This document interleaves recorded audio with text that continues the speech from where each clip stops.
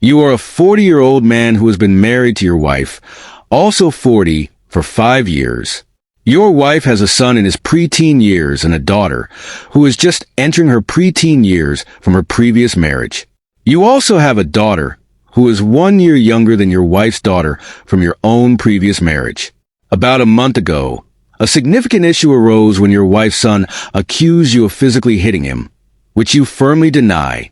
This allegation was shocking and distressing for you, as you have never harmed him or anyone else.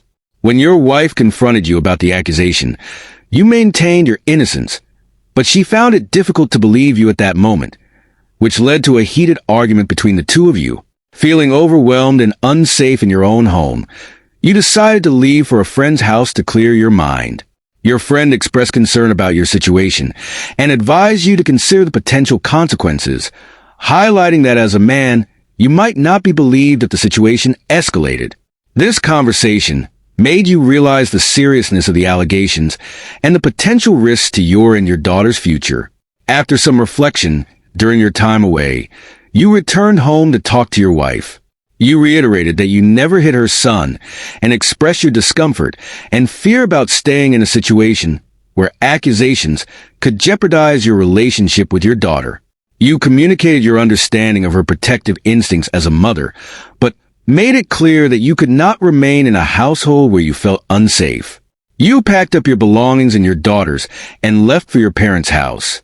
In the following weeks, your wife reached out via messages, expressing a range of emotions including blame and self-reflection. After about 3 weeks, she reached out to say she believed you, as inconsistencies in her son's allegations became evident. However, you had already made up your mind to separate, stating that you could not risk your future in a household with her children. You explained that, while you love her, the situation with her children was untenable for you. Your wife considered giving up custody of her kids, which prompted a conversation with her ex-husband, who was understandably upset by her suggestion. You advised him to discuss it directly with her, acknowledging the chaotic state of affairs. Now, you find yourself in a difficult position where you are being criticized by friends and family for encouraging your wife to abandon her children.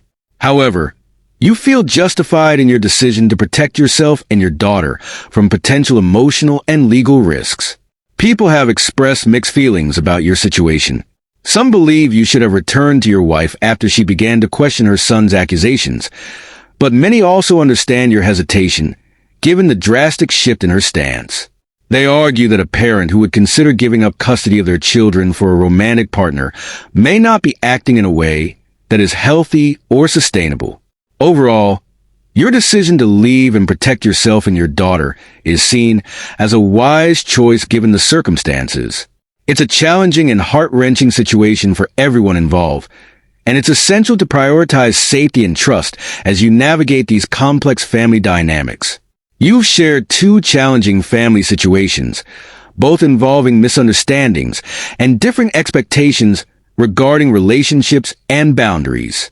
In the first scenario, you are a mother working from home with a young baby, and your mother-in-law frequently visits. Your husband suggested that your mother-in-law could help by watching the baby while you work. However, you strongly disagree with this idea, as you believe it would not help you at all. Instead, you feel that having her around would only contribute to stress because your baby screams when she is present. You have always had a good relationship with your mother-in-law, often feeling fortunate to avoid the typical toxic dynamics that some people experience. However, you recognize that your daughter has never liked her grandmother. Despite not understanding the reasons behind your child's reaction, you believe forcing a bond between them will only exacerbate the situation, as your baby's screaming indicates discomfort and resistance rather than a desire for connection. You explained to your husband that having your mother-in-law present during your work hours is counterproductive, as the sound of your baby screaming makes it impossible for you to focus. You express that you do not want anyone forcing interactions upon your child when she is clearly upset. You find your mother-in-law's attempts to connect with your daughter frustrating, especially as she continues to push for contact despite your daughter's clear distress. You firmly believe that the best approach is to allow the relationship to develop naturally without pressure. Your husband's belief that you are sabotaging a bond between your daughter and your mother-in-law is something you contest. You feel that the more time your mother-in-law spends trying to force that bond, the more it could hurt your baby's emotional well-being. You are firm in your stance, insisting that the current arrangement, where your mother-in-law visits only when your husband is home, is more suitable for your family dynamic. In the second situation, you are a 65-year-old woman and a single mother whose son recently got married. Your son and his wife live 5 hours away, which limits your interactions with them. Although you have always been supportive of your son and his fiancée, you were unable to contribute financially to their wedding and express that you have social anxiety, making large gatherings uncomfortable for you. During the engagement party, you attended for just an hour, as you prefer to avoid large social situations. On the day of the wedding, you attended with your family, but you felt out of place in a gathering that included a large number of guests from your daughter-in-law's side. Your son made an effort to sit with you for part of the event, but you sensed that your daughter-in-law was not pleased with your demeanor. After the wedding, your daughter-in-law expressed disappointment in you and your son, feeling that your lack of engagement made you appear aloof and rude. She communicated that her family questioned whether you even wanted to be there, as it seemed you did not actively participate or socialize. You have reflected on the feedback from your daughter-in-law and your son, and while you believe you did not mean to offend anyone, you also see that there might have been a lack of proactive engagement on your part. Some people suggest that your daughter-in-law's expectations could have been communicated better, but there is an acknowledgement that, as the mother of the groom, you could have done more to show your support. Overall, both scenarios involve navigating complex family dynamics where communication, expectations, and emotional responses play significant roles in how relationships function. You are attempting to establish boundaries while managing family relationships, highlighting the importance of understanding each other's feelings and experiences. In the first part of the discussion, a person shares their experience about their son's wedding, highlighting the tension between them and their daughter-in-law. The son spent a considerable amount of time sitting with his mother during the wedding, which was perceived as taking away from his time with the bride and her family. There is an implication that he felt obligated to sit with his mother, which may have led to discomfort for his wife, who might have expected him to be more engaged with her family and guests.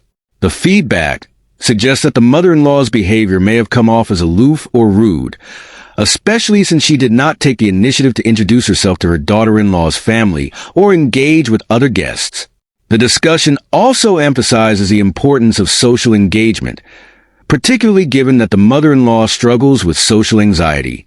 While it is acknowledged that social anxiety is challenging, the expectation is that as an adult, she should still make an effort to connect with her son's new family, especially at such a significant event. The idea is that failing to greet or engage with the bride's family could be seen as disrespectful or inconsiderate, even if it wasn't intentional. There is a suggestion that the mother-in-law's focus on her discomfort may have detracted from the joyous occasion, creating an impression of self-centeredness.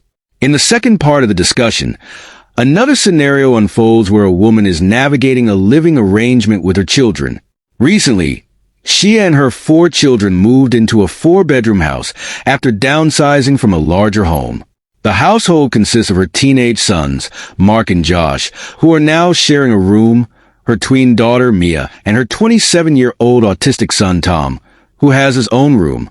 The decision to have the 2 boys share the smaller bedroom has led to dissatisfaction, especially from Josh, who has expressed his frustrations to his older sister. The woman is facing pushback from her sons, who feel they should have been given the larger room instead of having to share a smaller one. The woman explains her reasoning behind the current arrangement, noting that Mark is preparing to go to college and will soon vacate the room, leaving it primarily for Josh. Tom, being older and paying a small amount of rent, will have more living space, including a couch and a TV set up for himself. Despite her intentions, the boys are unhappy about the sharing arrangement and the perceived unfairness of the smaller room allocation. Feedback from others in the discussion suggests that the woman may be favoring her oldest son over the younger ones. The argument is made that since the 2 younger boys are sharing a room, it would make more sense for them to have the larger room to accommodate their needs better. The adult son, despite being responsible for his own rent, is seen as not needing the extra space since he lives alone and should not take precedence over his younger brothers. There is a clear concern that the mother's choices may inadvertently communicate a message of favoritism toward Tom, especially considering his age and needs as an autistic individual. Furthermore, the context of downsizing raises questions about the practicality and reasoning behind such a move. Some critics suggest that it was unnecessary to downsize when the previous living situation was more suitable for the family dynamic. The suggestion is made that the mother should reconsider the room assignments, giving the larger space to her two teenage sons to alleviate their frustrations about sharing, while allowing Tom to adjust to a smaller space. Overall, both discussions highlight the complexities of family dynamics, particularly how expectations, social interactions, and living arrangements can create misunderstandings and feelings of inequality within families.